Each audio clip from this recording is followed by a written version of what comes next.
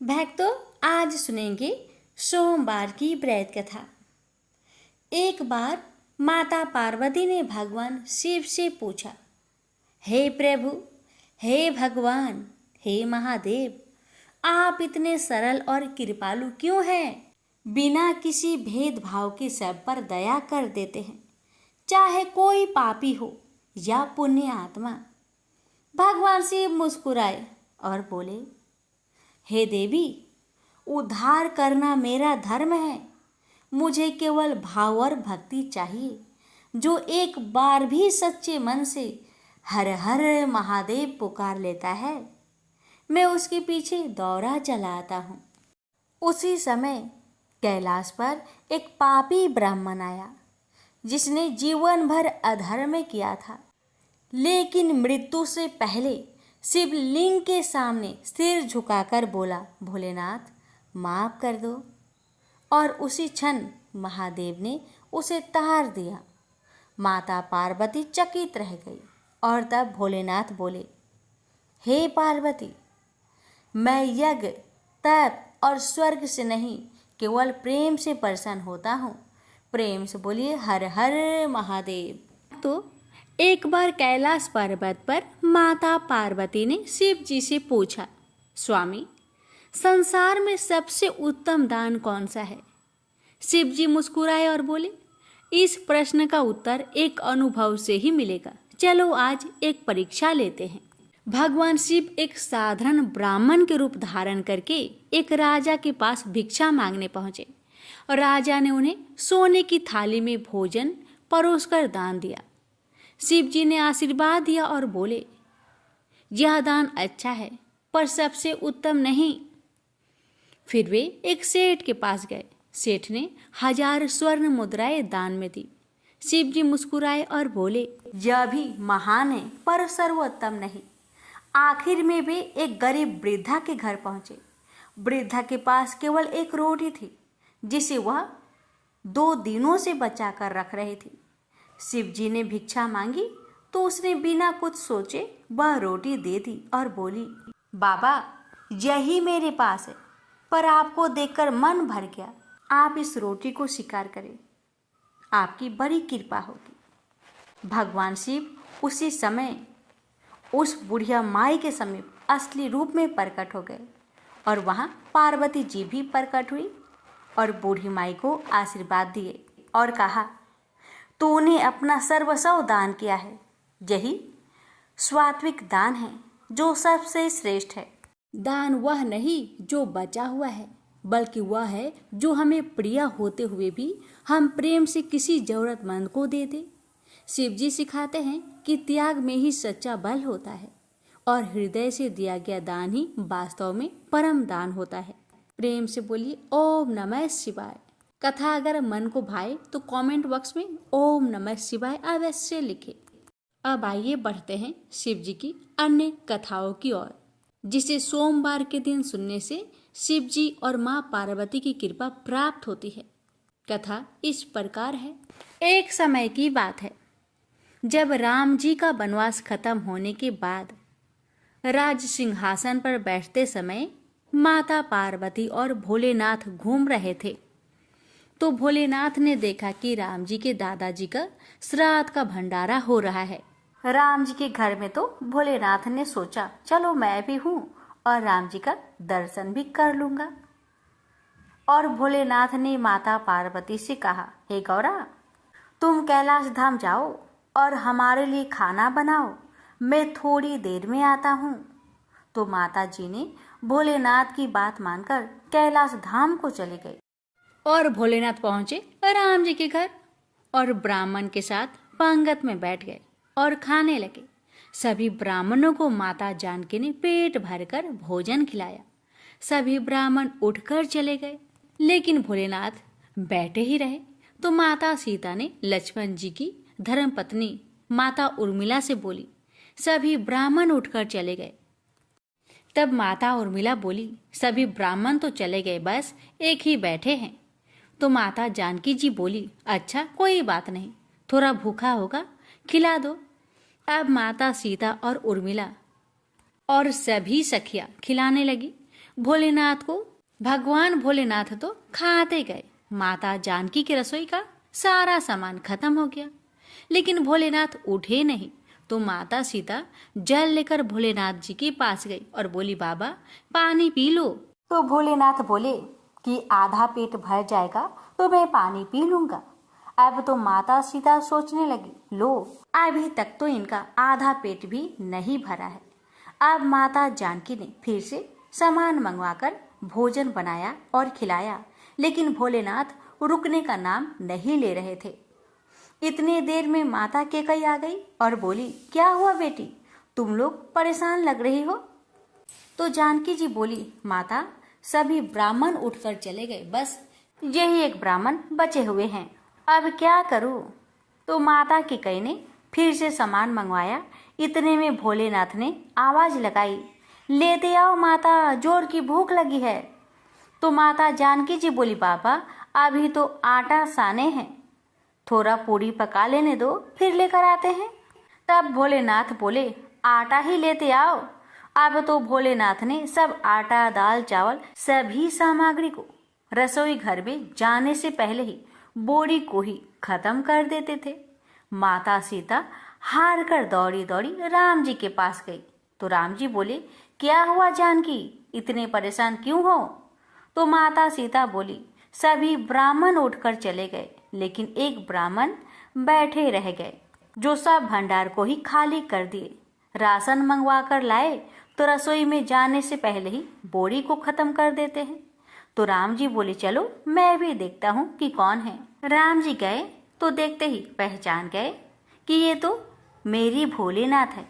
राम जी ने मन ही मन भोलेनाथ जी को प्रणाम किया और बोले, जानकी इनको कोई खिला नहीं सकता, इनको तो बस अन्नपूर्णा ही खिला सकती है। और राम जी ने मन ही मन माता पार्वती को बुलाया। माता जी प्रकट होकर बोली, क्या हुआ राम, आपने मुझे याद किया। तो राम जी बोले, माता ये बाबा तो उठने का नाम ही नहीं ले रहे हैं, जरा देखिए तो माता। तो माता पार्वती ने कहा, इन्होंने तो कहा था कि पार्वती तुम कैलाश पर खाना बनाओ, दोनों साथ में खाएंगे, और स्वामी यहाँ खा रहे हैं। तो माता पार्वती जी ने अपने हाथों से लड्डू बनाए और एक लड्डू भोलेनाथ जी के थाली में रख दिया। भोलेनाथ खाने लगे। अब तो भोलेनाथ खाते गए, लेकिन लड्डू खत्म नहीं हो रहा था, और ये तो जाना पहचाना लड्डू लग रहा है। भोलेनाथ ने अभी तक माता सीता के मुख पर नजर नहीं डाले थे। इस बार नजर उठाया तो देखा सामने माथे पर लाल बिंदी लगाई अन्नपूर्णा पार्वती खड़ी है। माता बोली, और कितने रख दो। भोलेनाथ बोले, बस हो गया। भोलेनाथ उठ गए। राम सीता ने भोलेनाथ और माता पार्वती जी की बहुत ही स्वागत किया। तो भोलेनाथ प्रसन्न होकर माता जानकी जी को बोले, अखंड सौभाग्यवती होने का वरदान दिया और अंतर ध्यान हो गए। प्रेम से बोलिए, जय भोलेनाथ, जय माता अन्नपूर्णा की। प्रेम से बोलिए, सीताराम की जय। किसी नगर में एक धनी व्यापारी रहता था। दूर दूर तक उसका व्यापार फैला हुआ था। नगर के सभी लोग उस व्यापारी का सम्मान करते थे। इतना सब कुछ संपन्न होने के बाद भी वह व्यापारी बहुत दुखी था, क्योंकि उसका कोई पुत्र नहीं था, जिस कारण अपने मृत्यु के पश्चात व्यापार के उत्तराधिकारी की चिंता उसे हमेशा सताती रहती थी। पुत्र प्राप्ति की इच्छा से व्यापारी प्रत्येक सोमवार भगवान शिव का व्रत पूजा किया करता था और शाम के समय शिव मंदिर में जाकर शिव जी के सामने घी का दीपक जलाया करता था। उसकी भक्ति देखकर माँ पार्वती प्रसन्न हो गई और भगवान शिव से उस व्यापारी की मनोकामना पूर्ण करने का निवेदन किया। भगवान शिव बोले, इस संसार में सबको उसके कर्म के अनुसार फल की प्राप्ति होती है। जो प्राणी जैसा कर्म करते हैं उन्हें वैसा ही फल प्राप्त होता है। शिव जी द्वारा समझाने के बावजूद माँ पार्वती नहीं मानी और उस व्यापारी की मनोकामना पूर्ति हेतु वे शिव जी से बार बार अनुरोध करती रही। अंततः माता के आग्रह को देखकर भगवान भोलेनाथ को उस व्यापारी को पुत्र प्राप्ति का वरदान देना पड़ा। वरदान देने के पश्चात भोलेनाथ माँ पार्वती से बोले, आपके आग्रह पर मैंने पुत्र प्राप्ति का वरदान तो दे दिया, परंतु इसका यह पुत्र 16 वर्ष से अधिक समय तक जीवित नहीं रहेगा। उसी रात भगवान शिव उस व्यापारी के स्वप्न में आए और उसे पुत्र प्राप्ति का वरदान दिया और उसके पुत्र की 16 वर्ष तक जीवित रहने की भी बात बताई। भगवान के वरदान से व्यापारी को खुशी तो हुई, लेकिन पुत्र की अल्पायु की चिंता ने उस खुशी को नष्ट कर दिया।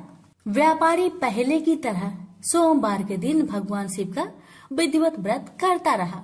कुछ महीनों के बाद उसके घर एक अति सुंदर बालक ने जन्म लिया और घर में खुशियां ही खुशियां भर गई।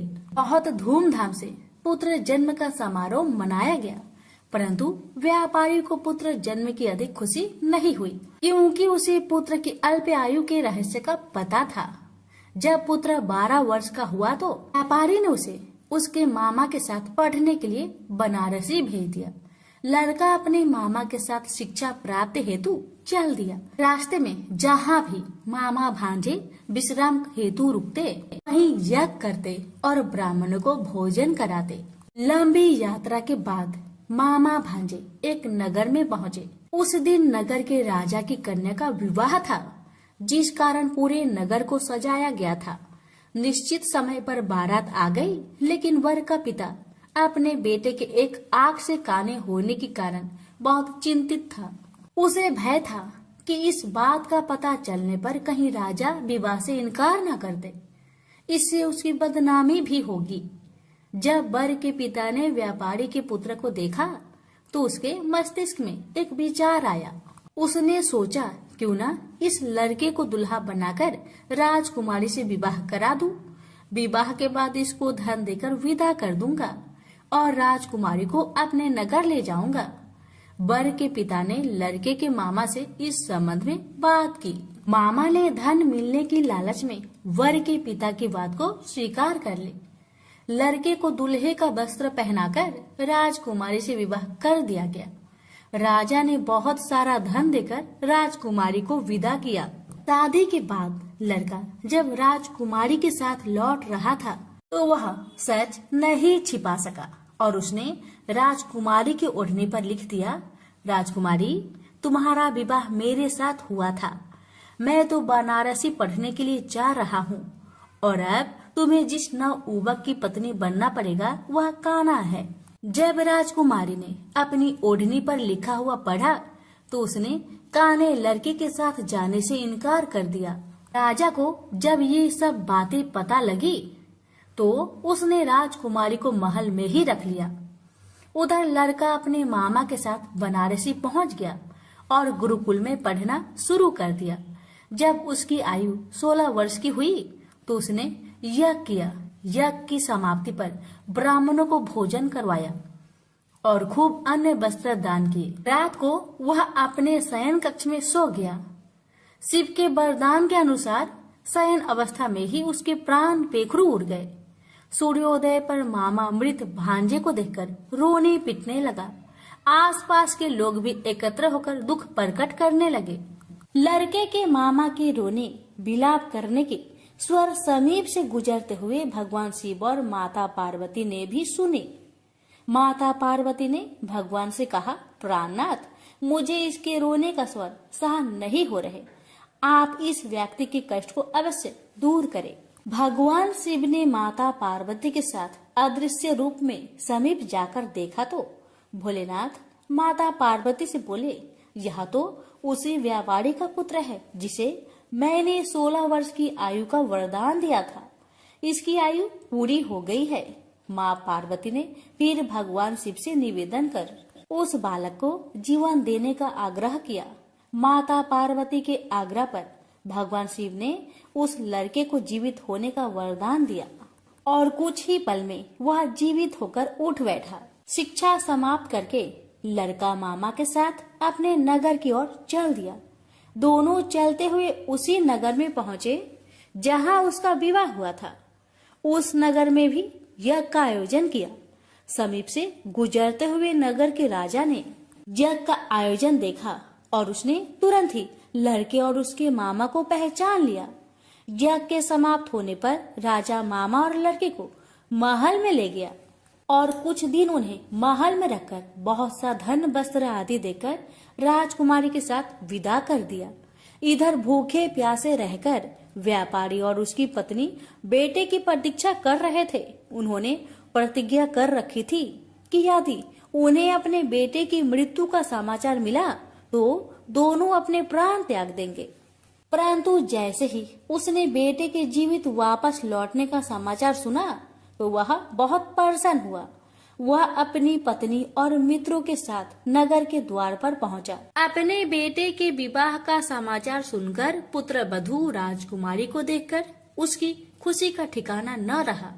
उसी रात भगवान शिव ने व्यापारी को सपने में आकर कहा, हे श्रेष्ठी, मैंने तेरे सोमवार व्रत करने और व्रत कथा सुनने से प्रसन्न होकर तेरे पुत्र को लंबी आयु प्रदान की है। पुत्र की लंबी आयु जानकर व्यापारी बहुत प्रसन्न हुआ। शिव भक्त होने तथा सोमवार का व्रत करने से व्यापारी की सभी मनोकामनाएं पूर्ण हुई। इसी प्रकार जो भक्त सोमवार का विधिवत व्रत करते हैं और व्रत कथा सुनते हैं, उनकी सभी इच्छाएं पूरी होती है। हमसे बोलिए उमापति शंकर भगवान की जय।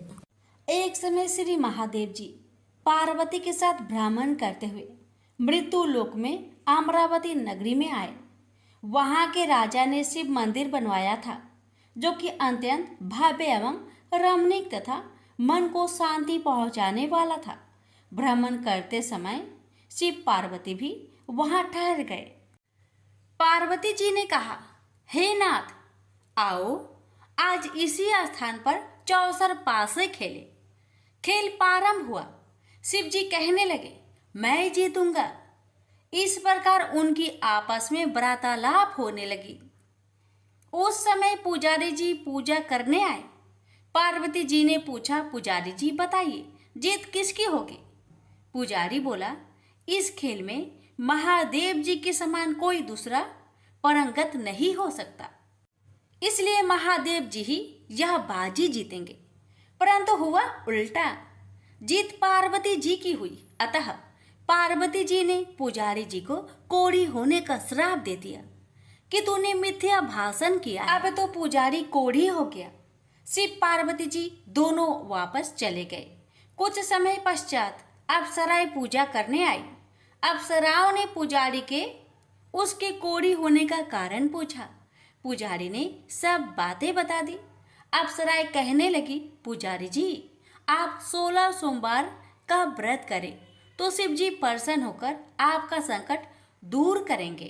पुजारी जी ने अप्सराओं से व्रत की विधि पूछी। अप्सराओं ने व्रत करने और व्रत के उद्यापन करने की संपूर्ण विधि बता दी। पुजारी ने विधि पूर्वक श्रद्धा भाव से व्रत प्रारंभ किया और व्रत अंत में व्रत का उद्यापन भी किया। व्रत के प्रभाव से पुजारी जी रोग मुक्त हो गए। कुछ दिनों के बाद शंकर भगवान पार्वती जी पुनः उस मंदिर में आए तो पुजारी जी को रोग मुक्त देखकर पार्वती जी ने पूछा, मेरे दिए हुए श्राप से मुक्ति पाने का तुमने कौन सा उपाय किया? पुजारी जी ने कहा, हे माता, अप्सराओं द्वारा बताए गए 16 सोमवार के व्रत के करने से मेरा यह कष्ट दूर हुआ है। पार्वती जी ने भी 16 सोमवार का व्रत किया, जिससे उनसे रूठे हुए कार्तिकेय जी भी अपना माता से प्रसन्न होकर आज्ञाकारी हुए। कार्तिकेय जी ने पूछा, हे माता, क्या कारण है कि मेरा मन सदा आपके चरणों में लगा रहता है? पार्वती जी ने कार्तिकेय को 16 सोमवार के व्रत का महात्म्य तथा विधि बताई। तब कार्तिकेय जी ने भी इस व्रत को किया तो उनका बिछड़ा हुआ मित्र मिल गया। अब मित्र ने भी इस व्रत को अपने विवाह होने की इच्छा से किया। फलतः वह विदेश गया। वहां के राजा की कन्या का स्वयंवर था। राजा ने प्रण किया था कि हथिनी जिस व्यक्ति के गले में वरमाला डाल देगी उसी के साथ राजकुमारी का विवाह करूंगा। यह ब्राह्मण मित्र भी स्वयंवर देखने की इच्छा से वहां एक और जाकर बैठ गया। हथिनी ने इसी ब्राह्मण मित्र को माला पहनाई तो राजा ने बड़ी धूमधाम से अपनी राजकुमारी का विवाह उसके साथ कर दिया। तत्पश्चात दोनों सुखपूर्वक रहने लगे। एक दिन राजकन्या ने पूछा, हे नाथ, आपने कौन सा पुण्य किया जिससे हथनी ने आपके गले में वरमाला पहनाई? ब्राह्मण पति ने कहा, मैंने कार्तिकेय जी द्वारा बताए अनुसार 16 सोमवार का व्रत पूर्ण विधि विधान सहित श्रद्धा भक्ति से किया, जिसके फल के कारण मुझे तुम्हारे जैसे सौभाग्यशाली पत्नी मिली। अब तो राजकन्या ने भी सत्य पुत्र प्राप्ति के लिए व्रत किया और सर्वगुण संपन्न पुत्र प्राप्त किया। बड़े होकर पुत्र ने भी राज्य प्राप्ति की कामना से 16 सोमवार का व्रत किया। राजा के देवलोक होने पर इसी ब्राह्मण कुमार को राजगद्दी मिली। फिर भी वह इस व्रत को करता रहा। एक दिन उसने अपनी पत्नी से पूछा, सामग्री शिवालय ले चलने को कहा, परंतु उसने पूजा सामग्री अपनी दासियों द्वारा भिजवा दी। जब राजा ने पूजन समाप्त किया तो आकाशवाणी हुई कि हे राजा, तुम इस पत्नी को त्याग दो, नहीं तो राजपाट से हाथ धोना पड़ेगा। प्रभु की आज्ञा मानकर उसने अपनी पत्नी को महल से निकाल दिया। तब वह अपने भाग्य को कोसती हुई एक बुढ़िया के पास गई और अपना दुखड़ा सुनाया। तभी बुढ़िया को बताया, मैं पूजन सामग्री राजा के कहे अनुसार शिवालय में नहीं ले गई और राजा ने मुझे निकाल दिया। बुढ़िया ने कहा, तुझे मेरा काम करना पड़ेगा। उसने स्वीकार कर लिया। तब बुढ़िया ने सूत की गठरी उसके सिर पर रखी और बाजार भेज दिया। रास्ते में आंधी आई तो सिर पर रखी गठरी उड़ गई। बुढ़िया ने डांट कर उसे भगा दिया। अब रानी बुढ़िया के यहाँ से चलते चलते एक आश्रम में पहुंची। गोसाई जी उसे देखते ही समझ गए कि यह उच्च घराने की अबला विपत्ति की मारी है। वे उसे धैर्य बंधाते हुए बोले, बेटी तू मेरे आश्रम में रह, किसी प्रकार की चिंता मत कर। रानी आश्रम में रहने लगी, परंतु जिस वस्तु को वह हाथ लगाती वह वस्तु खराब हो जाती। यह देखकर गोसाई जी ने पूछा, बेटी किस देव के अपराध से ऐसा होता है? रानी ने बताया कि मैंने अपने पति की आज्ञा का उल्लंघन किया और शिवालय में पूजन के लिए नहीं गई। इससे मुझे घोर कष्ट उठाने पड़ रहे हैं। गोसाई जी ने शिव जी से उसके कुशल क्षेम के लिए प्रार्थना की और कहा, बेटी तुम 16 सोमवार का व्रत विधि के अनुसार करो। तब रानी ने विधि पूर्वक व्रत पूर्ण किया। व्रत के प्रभाव से राजा को रानी की याद आई और दूतों को उसकी खोज में भेजा। आश्रम में रानी को देख दूतों ने राजा को बताया। तब राजा ने वहां जाकर गोसाई जी से कहा, महाराज यह मेरी पत्नी है, मैंने इसका परित्याग कर दिया था, कृपया इसे मेरे साथ जाने की आज्ञा दें। शिव जी की कृपा से प्रति वर्ष 16 सोमवार का व्रत करते हुए वे आनंद से रहने लगे और अंत में शिवलोक को प्राप्त हुए। प्रेम से बोलिए हर हर महादेव, माता पार्वती की जय। ओम नमः शिवाय। काल के भक्तों में कांवड़ यात्रा का विशेष महत्व है। हर साल श्रावण मास में असंख्य कांवड़िया धार्मिक स्थलों से गंगा जल से भरी कांवड़ लेकर पद यात्रा करके अपने गांव वापस लौटते हैं। इसी सफर को कांवड़ यात्रा बोला जाता है। ऐसे ही महाकाल के एक भक्त भोला राम ने सावन माह के प्रथम सप्ताह हरिद्वार से जल लेकर बाबा विश्वनाथ वाराणसी की तरफ पैदल यात्रा प्रारंभ करने का प्रण किया। यह कांवड़ यात्रा आज तक की सबसे लंबी दूरी की यात्रा बनने वाली थी। भोला राम के इस ऐलान से आसपास के गांव में खलबली मच गई, क्योंकि भोला राम शारीरिक तौर पर ज्यादा मजबूत नहीं था। लेकिन फिर भी उसने इतना बड़ा संकल्प कर लिया था कि जहां बड़े बड़े भक्त घुटने टेक दे। भोला राम के परिवार वाले उसे समझाते कि बहुत कोशिश करते हैं, लेकिन भोला राम का संकल्प अटूट था। उसने ठान लिया था कि अब उसका कोई साथ दे या ना दे, वह कांवर लेकर अकेला ही जाएगा। भोला राम की कांवर सजाने के लिए कई गांव के लोग उपस्थित हुए थे। सभी भोला राम का उत्साह बढ़ाते हैं। हालांकि भोला राम को अपने महाकाल पर पूर्ण विश्वास था, इसलिए वह इस कांवड़ यात्रा के संकल्प को छोटा ही समझ रहा था। दरअसल वह पहली बार महाकाल की कांवड़ यात्रा में हिस्सा लेने जा रहा था और उसे अंदाजा भी नहीं था कि इस सफर में कितनी परेशानियां होने वाली है। भोलाराम अगली सुबह अपनी कांवड़ यात्रा अकेले ही प्रारंभ करता है। आसपास के गांव से कई भक्त भोलाराम को देखने पहुंचे थे, लेकिन कोई उसके साथ यात्रा में जाने को तैयार नहीं था, क्योंकि सभी भोलाराम के संकल्प की कठिनाई को भली भांति समझ रहे थे। भोलाराम धीरे धीरे कदम बढ़ाने लगता है। भोलाराम की कांवड़ का वजन लगभग 70-10 किलो अधिक था। भोलाराम कुछ ही दूर आया था कि महाकाल उसकी परीक्षा लेना शुरू कर देते हैं। भोलाराम की कांवड़ से पानी टपकने लगता है। भोलाराम पानी की मटकियों को चेक करता है तो उसे एक मटकी में छोटा सा छेद दिखाई देता है। भोलाराम मटकी का छेद बंद करने की बहुत कोशिश करता है, लेकिन उसके पास ऐसी कोई वस्तु नहीं होती जिससे पानी की धार रोकी जा सके। वह महाकाल का नाम लेकर आगे बढ़ने लगता है। अचानक उसे रास्ते में एक मजदूर दिखाई देता है जो रोड बनाने का काम में लगा हुआ था और वह आग के पास खड़ा होकर डामर गर्म कर रहा था। भोलाराम को तुरंत तकलीफ सूझी।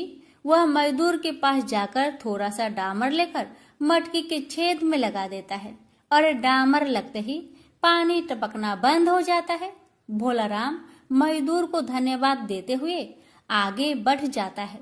समस्या का समाधान होते ही भोलाराम का उत्साह दुगना हो गया था और उसकी यात्रा की गति बहुत बढ़ चुकी थी। 4 घंटों की यात्रा होते ही भोलाराम बहुत थक जाता है और रोड के किनारे एक पेड़ के पास बैठ जाता है। भोलाराम अपने साथ कुछ खाने पीने की सामग्री रखकर लाया था, जिसे निकालकर वह खाने लगता है। खाना खाने के बाद भोलाराम को नींद आ जाती है। वह पेड़ से टिककर सो जाता है। उसी सड़क से 2 राहगीर गुजर रहे होते हैं। अचानक उनकी नजर भोलाराम पर पड़ती है। वह पेड़ से टिका हुआ सो रहा था और उसके बगल में एक थैला और कांवड़ रखी होती है। ये दोनों राहगीर आदतन अपराधी थे। भोलाराम का थैला चोरी करने का विचार से दोनों उसकी तरफ बढ़ने लगते हैं। भोलाराम के थैले में कुछ पैसे और उसके यात्रा में उपयोग होने वाली जरूरी वस्तुएं रखी हुई थी। दोनों राहगीर जैसे ही भोलाराम का थैला उठाते हैं, दहशत से उनके पांव कांपने लगते हैं, क्योंकि थैला उठाते ही भोलाराम के सर के ऊपर एक बहुत विशाल सांप फन फैलाए खड़ा हो जाता है। सांप को देखते ही थैला छोड़कर दोनों दुम दबाकर भाग जाते हैं। भोलाराम को सोते हुए पूरी रात गुजर जाती है। उसे इस घटना की भनक तक नहीं लगती और जैसे ही वह सुबह उठकर देखता है कि उसका थैला थोड़ा दूर पड़ा है, उसे समझ में आ जाता है कि किसी ने चोरी करने की कोशिश की थी। लेकिन उसे ताज्जुब होता है कि चोरों ने थैला छोड़ क्यों दिया था। भोलाराम तुरंत थैले में अपना सामान देखता है। उसे सभी चीजें व्यवस्थित मिलती है। वह अपनी नित्य क्रिया करके कांवड़ यात्रा पुनः प्रारंभ कर देता है। भोलाराम को महाकाल की यात्रा में आनंद आने लगा था। भोलाराम को रास्ते में कांवड़ ले जाते दिख कई श्रद्धालु खाने पीने की वस्तुएं और पैसे उसे भेंट करते हैं। भोलाराम को सफर करते हुए 8 दिन गुजर चुके थे और अभी तक उसने आधा ही सफर तय किया था। रास्ते भर बारिश की बूंदें भोलाराम को थकान का एहसास नहीं होने दे रहे थे। अभी तक तो भोलाराम को सफर में किसी खास परेशानी का सामना नहीं करना पड़ा था। इन अब उलझना बढ़ने वाली थी, क्योंकि बारिश तेज होने वाली थी। नदियों का जल स्तर बढ़ रहा था और अभी भोलाराम को रास्ते में कई नदी नाले पार करने थे। भोलाराम शारीरिक दुर्बल जरूर था, लेकिन उसके हौसले बुलंद होते हैं। महाकाल की भक्ति ने उसे ऐसा साहस दिया था कि वह अपनी कांवड़ यात्रा को बिना रोके आगे बढ़ता जा रहा था। अचानक भोला राम को लोगों की भीड़ दिखाई पड़ती है। वह पास जाकर देखता है तो हैरान हो जाता है, क्योंकि नदी का पुल टूट चुका होता है और आने जाने के लिए यही एक रास्ता था। और जब तक नदी का पानी सामान्य स्तर में नहीं आ जाता, तब तक यहाँ से पार करना नामुमकिन था। भोला राम कांवड़ लेकर सड़क पर ही बैठ जाता है और पानी नीचे उतरने का इंतजार करने लगता है। उसे बैठे 4 घंटे ही हुए थे कि अचानक एक एम्बुलेंस आकर खड़ी हो जाती है। एम्बुलेंस के अंदर मंत्री को ले जाया जा रहा था, लेकिन पुल टूटने की वजह से एम्बुलेंस को रुकना पड़ता है। लेकिन जैसे ही मंत्री के काफिले को पुल टूटने की खबर मिलती है, तो वह मंत्री जी के लिए हेलीकॉप्टर भेज देते हैं। हेलीकॉप्टर पहुंचते ही मंत्री जी के साथ साथ वहां बैठे लोगों को भी नदी के उस पार जाने का मौका मिल जाता है और उन्हीं लोगों के बीच में भोला राम भी अपनी कांवड़ लेकर हेलीकॉप्टर में बैठ जाता है और नदी पार कर लेता है। भोला राम महाकाल को मन ही मन प्रणाम करता है और अपना सफर जारी कर देता है। कुछ दूर आगे आने के बाद भोला राम को एक गांव के किनारे पहाड़ी के ऊपर छोटा सा मंदिर दिखाई देता है। भोला राम को अचानक उस मंदिर में जाने का विचार आता है। वह अपनी कांवड़ लेकर मंदिर की तरफ जाने लगता है। मंदिर थोड़ा ऊंचाई पर था, उसे ऊपर चढ़ने में परेशानी हो रही थी, लेकिन भोला राम पेड़ की शाखाएं पकड़कर मंदिर के द्वार तक पहुंच जाता है और अपनी कांवड़ को मंदिर के बाहर रखकर अंदर प्रवेश कर जाता है। अंदर पहुंचते ही उसे एक साधु ध्यान में बैठे हुए दिखाई देते हैं। भोला राम की आहट से उनकी आंखें खुल जाती है। वह भोला राम को उसके नाम से बुलाते हुए कहते हैं कि भोला राम लाओ, पानी मुझे दे दो, मुझे बहुत प्यास लगी है। भोला राम को ताज्जुब होता है कि साधु ये कैसे जानते हैं कि मैं मटकी में जल लाया हूँ। भोला राम तुरंत साधु के सामने हाथ जोड़कर खड़ा हो जाता है और कहता है, बाबा आप तो अंतर्यामी प्रतीत हो रहे हैं। आप तो सब कुछ जानते हैं कि मैं कांवड़ के लिए पवित्र जल ले जा रहा हूँ, जिसे मैं अपने महाकाल को अर्पित करूँगा, और अगर मैंने यह आपको दे दिया तो मेरे पास वहाँ से जाने के लिए कुछ नहीं बचेगा, और वैसे भी रास्ते में बहुत सारा जल गिर चुका है।